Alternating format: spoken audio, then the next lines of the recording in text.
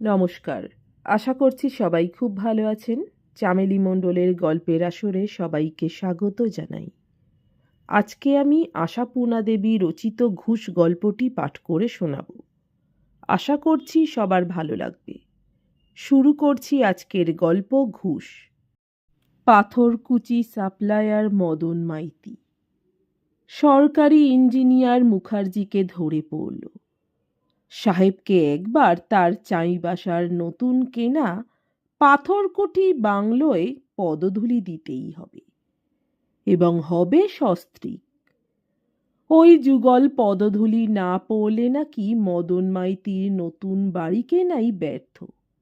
চাইবাসারই আশপাশের পাহাড় থেকে মদন মাইতির অন্য জল। অনেক পাহাড় লিজ নিয়ে রেখেছে সে, কাজেই ওখানে একখানা বাংলো কিনে ফেলেছে দাঁও পেয়ে। কিন্তু তার জন্যে সস্ত্রীক মুখার্জি সাহেবের পায়ের ধুলোর দরকারটা পড়ে কেন?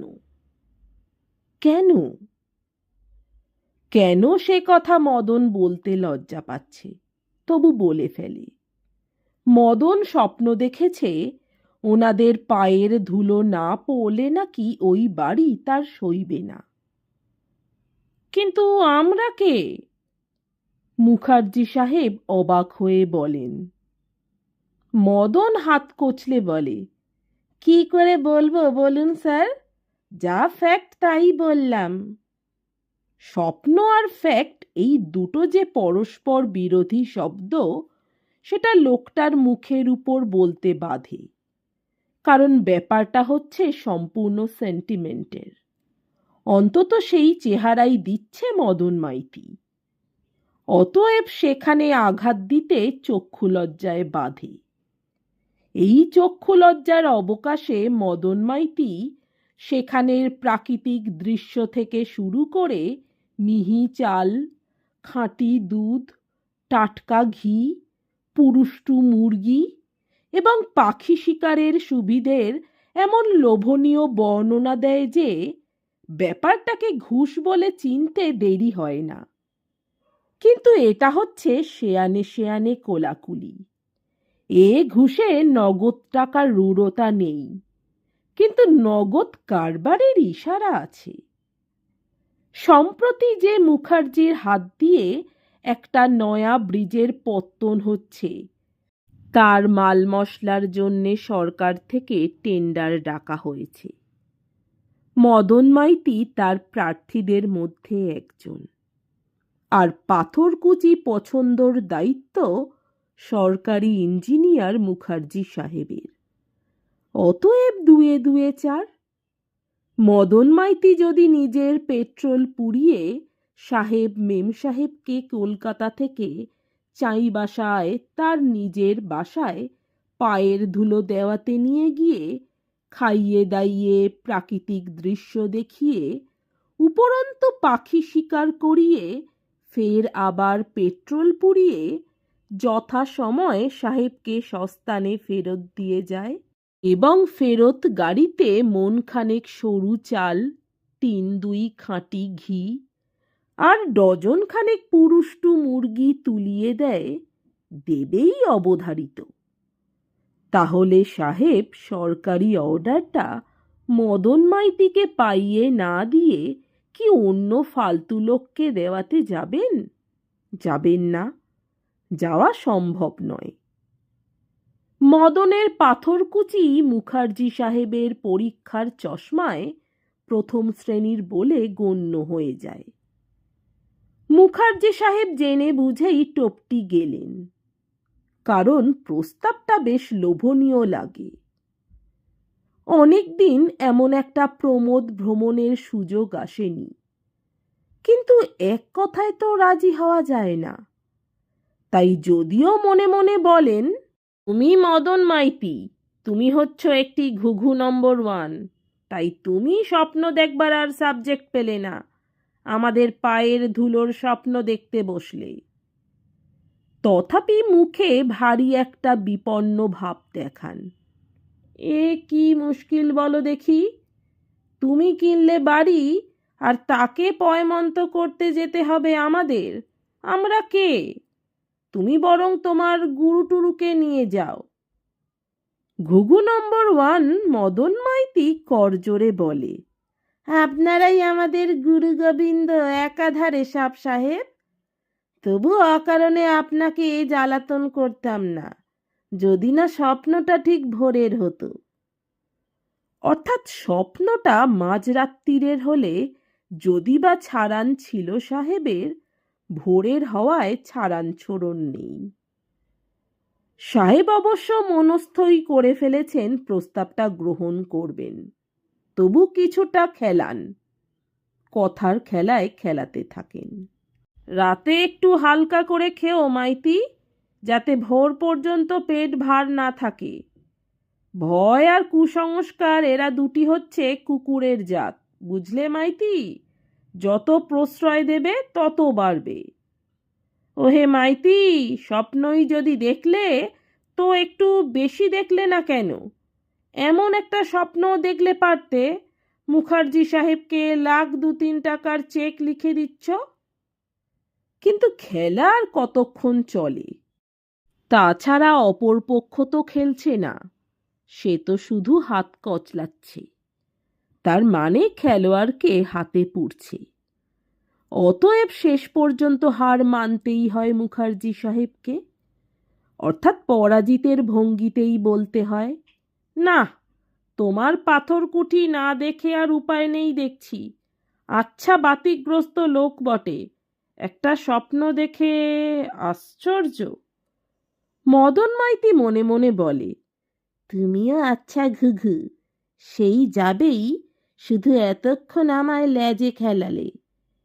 কিন্তু মুখে বলে, সাহেব, হাতে চাঁদ পাওয়া কথাটা শুনেই এসেছি চিরকাল, মানে বুঝতাম না, আজ সেটার মানে বুঝছি। তুমি তো বলে বসছ চাঁদ পেলে, এখন তোমাদের মিসেস মুখার্জি রাজি হন কিনা দেখি।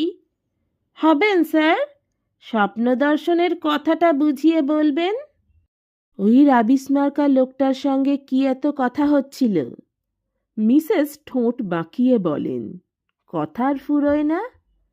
আরে ও হচ্ছে মদন মাইতি, একটা মজার স্বপ্ন দেখেছে, সেই কথা বলছিল।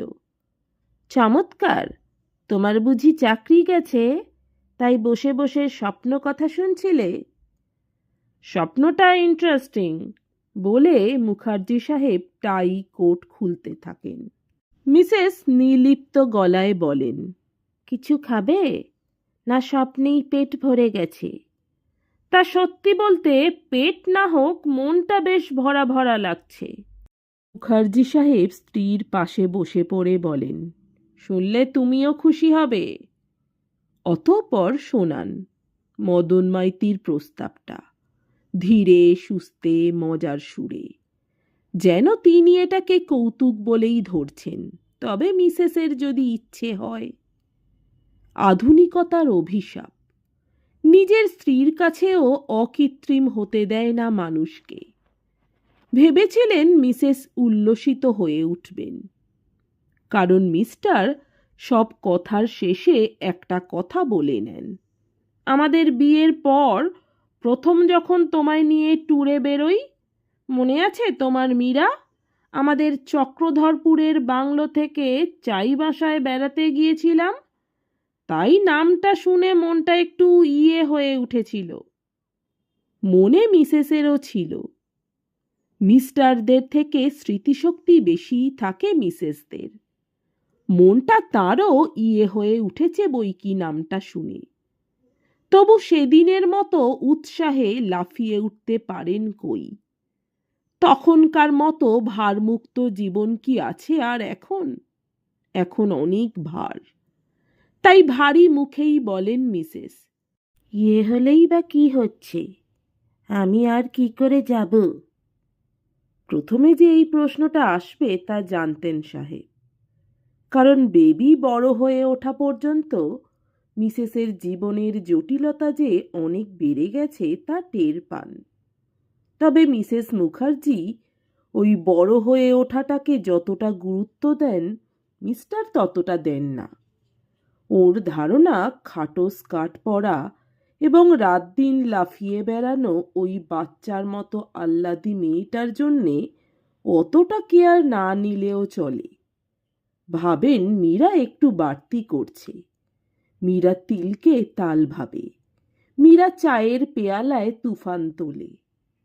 ভাবেন 2 ঘন্টার জন্যে দুজনে একটু সিনেমা দেখতে গেলেও বেবিকে পাহারা দেবার জন্যে বাড়িতে কাউকে এনে বসিয়ে রাখা, অথবা বেবিকেই মামার বাড়ি কি মাসির বাড়ি কোথাও বসিয়ে রেখে আসার এই পদ্ধতিটা মীরার বাড়াবাড়ি। ড্রাইভারের সঙ্গে স্কুলে পাঠানো বন্ধ করে স্কুল বাসের ব্যবস্থা করাটা মীরার সূচিবাই। তবু বেবি যে বড় হয়ে উঠেছে সেটা একেবারে উড়িয়ে দিতে পারেন না বয়সের হিসেব শুনে। মিসেস যখন বলেন, 17টা বছর এমনটা কিছু কম নয়, ও বয়সে আমার বিয়ে হয়েছে তা মনে রেখো, তখন চুপ করে যেতেই হয়। তাছাড়া নিজেও তিনি একটা ব্যাপারে বিরক্ত হন। মুখার্জি সাহেবের বন্ধুর ছেলে সুজিতের সঙ্গে বড্ড বেশি যেন মাখামাখি করে বেবি, বড্ড বেশি হুড়োহুড়ি। সুজিত অবশ্য ছেলেবেলা থেকে বাড়িতে আসে, বলতে গেলে বাড়ির ছেলেরই মতো, কিন্তু বেবির মধ্যে সেই ভ্রাতৃভাবটা যেন আর নেই। বয়সের সঙ্গে সঙ্গে কেমন একটা অন্য ভাব দেখা দিচ্ছে। অথচ খুকি ভাবটি বজায় রেখেছে ঠিক। নাচবে, লাফাবে, কথায় কথায় সুজিত সুজিত করে বেপরোয়া সব ফরমাস করবে তাকে, যেন কোনো গলদ নেই দুজনের মধ্যে। কিন্তু গলদ যদি না থাকবে এত মাখামাখির বাসনা কেন? এত গায়ে গা ঠেকিয়ে বসা কেন? এত একসঙ্গে বেড়াতে যাওয়ার ঘটা কেন? বন্ধু, বন্ধুত্ব, মেয়ে ছেলের আবার বন্ধুত্ব। অত্যন্ত প্রগতিশীলের ভান করলেও মনের মধ্যে বদ্ধমূল আছে চিরসংস্কার। তবু মীরা যে ওই মেয়ে আগলানো করে নিজেদের জীবনের সমস্ত স্বচ্ছন্দ গতির উপর পাথর চাপাচ্ছে, নিজেদের দাম্পত্য জীবনের গোপনতম এবং গভীরতম সম্পর্কটির পরিসর ক্রমশই সংকুচিত করে আনছে, জীবনের পরমতম রসটি শুকিয়ে ফেলছে, এটা যেন বরদাস্ত হয় না। স্বার্থে আঘাত পড়লেই মনে হয় মীরা একটু বেশি বাড়াবাড়ি করছে। এখনো সেই কথাই বলেন, 2-3 দিনের জন্যে বই তো নয়, বেবিকে যদি তোমার দিদির বাড়ি। সে হলে তো কোনো কথাই ছিল না। মিসেস মুখার্জি ঝংকার দিয়ে ওঠেন, মেয়েটি কেমন হয়েছেন আজকাল জানো তো? এখন কোথাও রেখে আসার কথা বললে কি চোটপাট করে, বলে কেন আমি কি জড়োয়া গহনা যে রাত দিন আগলাতে হবে? বলে আমি কি ঘর ভেঙে পালিয়ে যাচ্ছি যে পাহারাদার রাখতে হবে? বলে তোমাদের ছোট মন, নিচু মন, তাই সবসময় সব কিছুর মধ্যে কালো ছায়া দেখতে পাও। 2 ঘন্টা একা থাকলে চোরে আমায় চুরি করে নিয়ে যাবে, আরও সব কত বলে। কথা শিখেছে খুব, বলে পায়চারি করতে করতে বলেন মুখার্জি সাহেব, তোমার ওই বয়সে বিয়ে হয়েছিল, কিন্তু তুমি অত পাকা ছিলে না। মনে আছে মীরা, চাইবাসায় যাবার সময় আমি বলেছিলাম এখানে বাঘ বেরোয়, শুনে তোমার কি ভয়, একেবারে খুকির মতো। আচ্ছা হয়েছে, থামো, বলে ভ্রুভঙ্গি করেন মিসেস মুখার্জি। কিন্তু ক্রমশ মনটা তরলিত হতে থাকে। ক্রমশই যেন সেই নবযৌবনের স্মৃতির ঢেউ এই কঠিন হয়ে যাওয়া হৃদয় বেলায় আছড়ে আছড়ে এসে পড়তে থাকে। ক্রমশই মনে হয় যেন ওই উদ্দাম সুখের স্বাদটার জন্যে মনটা তৃষিত হয়েছিল এতদিন। কতদিন আমরা দুজনে একলা হইনি বলো তো মীরা? কতদিন শুধু আমরা দুজনে কোথাও বেড়াতে যাইনি? কতদিন আর? যতদিন বেবি জন্মেছে। তবু শিশু বেবিকে নিয়ে তেমন কোনো বাধা ছিল না, কিন্তু এখন পরিস্থিতি অন্য রকম। এখন যখন যেখানেই যান যেন বেবি মুখ্য হয়ে ওঠে, নিজেরা গৌণ হয়ে যান। বেবি অত্যন্ত মুডি মেয়ে, কখন যে কি মুডে থাকে। ও আগ্রায় গিয়ে তাজমহল দেখতে যেতে রাজি হয় না। বলে কি, আমার একটা বন্ধু বলেছে তাজমহল দেখলে তার সব মহিমা মন থেকে মুছে যায়, না দেখাই ভালো। তাই বলে তুই আগ্রা এসে তাজমহল দেখবি না? না। তার মানে আমরাও দেখব না? তোমাদের কে যেতে বারণ করেছে? এই রাত্রিরে তোকে একা হোটেলে রেখে যাব? তাতে কি, ভূতে খেয়ে ফেলবে? শেষ পর্যন্ত দুধে ইঞ্জিনিয়ার মিস্টার মুখার্জি ঠিকাদারদের কাছে যিনি ব্যঘ্র তুল্য, তিনি তার 15 বছরের ধাড়ি মেয়েকে খোসামত করতে বসেন 6খানা ক্যাডবেরি চকোলেটের প্রতিশ্রুতি দিয়ে তবে রাজি করান। বেবির ইচ্ছে, বেবির পছন্দ, বেবির রুচি, এই তালেই তাদের যুগল জীবন নিয়ন্ত্রিত, যেন বেবি তাদের জীবনের প্রভু। বেবির অশোভনতাকে তারা তীব্র শাসনে সংযত করে তুলতে সাহসী হন না, শুধু সামলে বেড়ান, আগলে বেড়ান। সেই নীরস কঠিন কাজটি মিসেস মুখার্জির। তাই হঠাৎ আজ যখন মুখার্জি সাহেব বলে উঠলেন, কতদিন আমরা শুধু দুজনে কোথাও বেড়াতে যাইনি মীরা, তখন সমস্ত শরীরের মধ্যে একটা আলোড়ন এলো মীরা মুখার্জির। না, নিজেদের জীবন বলতে আর কিছুই অবশিষ্ট নেই তাদের। তারা যেন একটা দাসত্বের শৃঙ্খলে বাঁধা পড়ে বসে আছেন, যেন তাদের প্রভুকন্যাকে পালন করছেন। তাই বেবি যখন ভিজে বেড়াল সুজিতটাকে টেনে টেনে লে করে বেড়ায়, যখন নিজের স্বাস্থ্য সম্পন্ন ভরাট যুবতী দেহটাকে খুকির পোশাকে ঢেকে অশোভনভাবে ঢিঙ্গিপনা করে বেড়ায়, তখন মীরা মুখার্জি চোখ রাঙিয়ে খবরদার বলে উঠতে পারেন না, ফের যদি তুই ওই গোঁফ গজানে ছেলেটার সঙ্গে অমন হুড়োহুড়ি করে বেড়াবি তো দেখাবো মজা। না, এসব সাহস হয় না। মীরা মুখার্জিকে তখন কেবলমাত্র ললিত মধুর কণ্ঠে বলতে হয়, ছি বেবি, সুজিতকে তুমি এত জ্বালাতন করছো কেন? নয়তো বা বলতে হয়, সুজিত সোনা ছেলে, তুমি ওই রাক্ষসীটার সব জবরদস্তি শোনো কেন? শোনো না তো? উপায় কি? এছাড়া আর উপায় কি? এই নাকি যুগের হাওয়া। এই উদ্ধত অবিনয়ী অবাধ্য যুগে ওরাই হচ্ছে যুগের রাজা। তবু বেবি যে এতটা রাজাগিরি করবে তা ভাবেননি মীরা মুখার্জি। মদন মাইতির প্রস্তাবের বিবরণ শোনা মাত্র প্রথমটাই বলে উঠল, ও মাই গড, স্বপ্নালু ব্যাপার।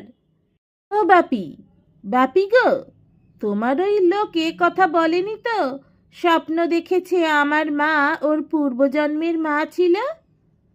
মুখার্জি হেসে ওঠেন, না, অত বলেনি। যাক, বললেও ক্ষতি ছিল না। বেচারি মার একটিও পুত্তুর নেই, থাকার মধ্যে এই এক ঢিঙ্গি অবতার গুণবতী কন্যে। তবু একটি পুত্র রত্ন লাভ হতো। যাক, ওনার প্রস্তাব গ্রহণ করা হয়েছে তো? মিস্টার মিসেস অলক্ষ্যে পরস্পরের মুখ চাওয়াচাওয়ি করে অপ্রতিভ গলায় বলেন, এত করে বলল, না করা গেল না। বেবি একটা গোড়ালির উপর ভর করে বার তিনেক পাক খেয়ে ফ্রকের ঝালর নাচিয়ে বলে ওঠে, গুড, না করবেই বা কেন? এমন একটা চার্মিং ব্যাপার, গাড়িতে যাওয়া আসা, প্রাকৃতিক দৃশ্য, তদুপরি পক্ষী শিকার। আহা হা হা, কি মজা, কি মজা। বেবি 5 বছরের শিশুর মতো হাততালি দিয়ে বলে, বাপি, আমার নাচতে ইচ্ছে করছে। সুজিতটা শুনে একেবারে থ বনে যাবে। আচ্ছা বাপি, যেন হঠাৎ মনে পড়েছে, এইভাবে বলে ওঠে, সুজিতটাকেও তো সঙ্গে নিলে হয়, বেশ মজা হবে। মজাটা কার হবে এবং কিসে হবে তা অবশ্য বোঝা গেল না, কিন্তু কর্তাগিন্নি প্রমাদ গোনেন। সর্বনাশ, বেবি তাহলে ধরেই নিয়েছে 3 জনেই যাওয়া হবে, সেরেছে। মুখার্জি সাহেব অসহায়ের মতো মেম সাহেবের মুখের দিকে তাকান। ভাবটা যেন, নাও এখন তুমি বোঝো। মেম সাহেব বোঝেন, তাই মেম সাহেব অপ্রতিভ থেকে সপ্রতিভে আসেন। ওমা, তুই কি করে যাবি? তোর পরীক্ষা? পরীক্ষা? কিসের আবার পরীক্ষা এখন?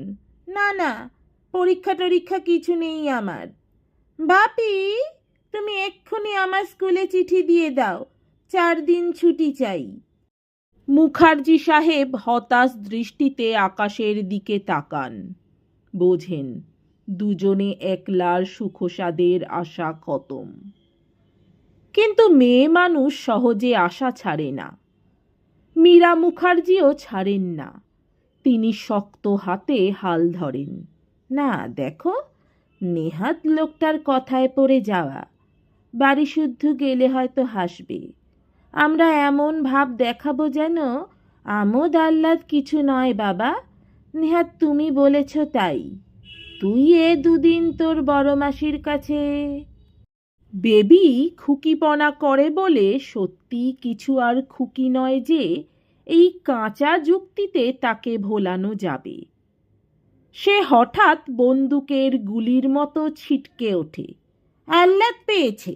নিজেরা মজা করে নাচতে নাচতে চাই বাসায় বেড়াতে যাবেন, আর আমি বড় মাসির বাড়ি? কক্ষনো না। কারো বাড়ি ফাড়ি গিয়ে থাকতে পারবো না আমি। তাহলে আমারও যাওয়া হয় না? মীরা মুখার্জি বলেন। কেন? তোমায় যেতে কে বারণ করেছে? বেবি কড়া গলায় বলে। তুমি কি বসন্তকেও নিয়ে যাচ্ছ? বাহ, ওকে কেন? মিয়নো গলায় বলেন মীরা মুখার্জি। তবে আবার কি? বেবির কণ্ঠ উচ্চ গ্রামে। বসন্ত রাঁধবে, কুসুম বাসন মাজবে, আমি মনের আনন্দে হাত পা ছড়িয়ে থাকব। চমৎকার! একা বাড়িতে রেখে যাব তোকে? তা তোমাদের যখন যাওয়াটা বিশেষ দরকার, তোমাদের পায়ের ধুলো না পড়লে তার বাড়ি ভূমিকম্পে পড়ে যাবে, তখন তাই থাকতে হবে। তবে তুইও চল, 2 জন আর 3 জন। সমস্ত বাসনার মূলে কুঠারাঘাত করেন মীরা মুখার্জি। কিন্তু কোলে কি হবে? বেবির তো তখন মন ঘুরে গেছে। ও একবার যখন না শুনেছে আর যায়, এমন হ্যাংলা নয় বেবি মুখার্জি। ঠিক আছে, আমি যাব না, বলেন মীরা মুখার্জি অন্তরালে গিয়ে। তুমি একাই যাও। মিস্টার মুখার্জি ঊর্ধ্ব নেত্রে বলেন, কেউই যাবে না। বাহ, লোকটা এত করে প্রোগ্রাম করলো, কি বলবে? আমিও মনে মনে অনেক প্রোগ্রাম করে ফেলেছিলাম। সে তো আমারও, কিন্তু দেখলে তো মেয়ের মেজাজ। আমি আর কি করে? হঠাৎ কি হয়? মুখার্জি সাহেব চড়া গলায় বলে ওঠেন, না, তুমিও যাবে। চোরের ওপর রাগ করে মাটিতে ভাত খেয়ে কোনো লাভ নেই। ওই একটা মেয়ের জেদের জন্যে আমাদের সব গেল। থাকো একা। ওর তো তাতে বড় ক্ষতি। মীরা মুখার্জি বলেন, চিন্তা আমাদেরই। চিন্তাটা একটু কমাও। যাবার ঠিক করো। কুসুমকে একটা দিন রাখো। মীরা মুখার্জি স্বামীর মূর্তি চেনেন। দৈবাতীয়ে রূপ দেখা যায় তাঁর, কিন্তু তখন আর ব্রহ্মা বিষ্ণু এলেও টলাতে পারেন না তাকে। অতএব যাত্রার গোছ করতেই হয় তাকে। কিন্তু বেবি যেন সতীন ঝির মতো ব্যবহার করছে। এই বলছে খিদে পেয়েছে, তক্ষুনি বলছে খাবো না। এই বলছে মাথা ধরেছে, তক্ষুনি এমব্রয়ডারি নিয়ে বসছে। মীরা মুখার্জি যা কিছু দেখিয়ে দিয়ে যেতে চাইছেন তাকে কিছু দেখছে না, এলোমেলো করে বেড়াচ্ছে। রীতিমতো ইচ্ছাকৃত উৎপাত। ব্যাপার কি রে বাবা, একা বাড়িতে কিছু করে বসবে না তো? কিংবা বাড়ি থেকে পালিয়ে টালিয়ে যাবে না তো? মীরা মুখার্জি চিন্তিত হন। মীরা মুখার্জি উপায় খোঁজেন। মীরা মুখার্জি সুজিতকে ডেকে পাঠান। মিনতি করে বলেন, সুজিত, বিশেষ কাজে দিন চারেকের জন্য তোমার কাকাবাবুকে আর আমাকে বাইরে যেতে হচ্ছে। তোমার এই পাগলা বোনটিকে একটু সামলিও। তোমার ওপরই ভার দিয়ে গেলাম বাপু, তুমি একটু একটু এসে এসে ওকে দেখে যাবে। বেবির মুখের চামড়ার নিচে হাসির হিল্লোল খেলে। তবু বেবি চড়া গলায় বলে, ও ভার, ভারী মানুষ, তাকে আবার ভার। এই সুজিত, খবরদার, তুমি এই 4 দিন আসবে না। এই সময় মদন মাইতির গাড়ি এসে দাঁড়ায়। মুখার্জি দম্পতি উঠে পড়েন। গাড়ি ছেড়ে দিলে সুজিত 2 হাত উল্টে বলে, তাজ্জব, হঠাৎ কি হলো বলো দেখি বেবি? শ্রীমতী কাকিমা এমন উদার হয়ে গেলেন যে? বাবা, ইদানিং তো ওকে দেখলেই আমার হৃৎকম্প হতো। যা জ্বলন্ত দৃষ্টিতে তাকান, যেন ভস্মীভূত করে ফেলবেন। আর এ একেবারে বেড়ালকে ডেকে মাছ রক্ষার দায়িত্ব স্থাপন। ভারী যে কথা শেখা হয়েছে, বেড়াল, মাছ, অসভ্য কোথাকার। বেবির গায়ে একটা গায়ে লেপ্টে থাকা হাতকাটা টিউনিক। বেবি হাত বুলিয়ে বুলিয়ে সেটাকে আরো চস্ত করতে করতে বলে, ব্যাপারটা বুঝতে আটকাচ্ছে কেন তোমার? ব্যাপার তো একেবারে জলের মতো সোজা। বাবার ওই মদন মাইতি যে জন্যে মা বাবাকে নিয়ে গেল, মাও সেই জন্যেই তোমার ওপর আমার ভার দিয়ে গেল। স্রেফ ঘুষ। নমস্কার, আমার গল্প পাঠ ভালো লাগলে দয়া করে আমার চ্যানেলটি সাবস্ক্রাইব করে দেবেন। লাইক, কমেন্ট, শেয়ার করতে ভুলবেন না। অনেক ধন্যবাদ।